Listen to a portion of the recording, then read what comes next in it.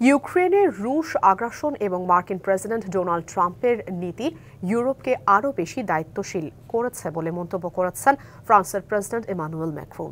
সোমবার ব্রাসেলসে ইউরোপীয় union EU নেতাদের এক সম্মেলনে তিনি কথা বলেন। সম্মেলনের শুরুতেই ইউরোপ থেকে আমদানি করা পণ্যের ওপর যুক্তরাষ্ট্রের শুল্ক আরোপের ঘোষণা নিয়ে আলোচনা হয়। ইইউ নেতারা ডোনাল্ড ট্রাম্পকে সতর্ক করে বলেন, বাণিজ্য যুদ্ধ শুরু করলেই ইইউ পাল্টা ব্যবস্থা নেবে। ম্যাক্রন বলেন, ইউক্রেনের রুশ আগ্রাসন এবং ট্রাম্প প্রশাসনের পদক্ষেপ ইউরোপীয়দের ঐক্যবদ্ধ ও সম্মিলিত সুরক্ষার বিষয়ে আরও সতর্ক করেছে। তবে যুক্তরাষ্ট্র ও অন্যান্য নেটো সদস্য দেশগুলোর সঙ্গে শক্তিশালী নিরাপত্তা অংশীদারিত্ব বজায় রাখা এবং মার্কিন অস্ত্র কেনা অব্যাহত রাখা ইস্যুতে বেশ কয়েকজন নেতা একমত পোষণ করেন।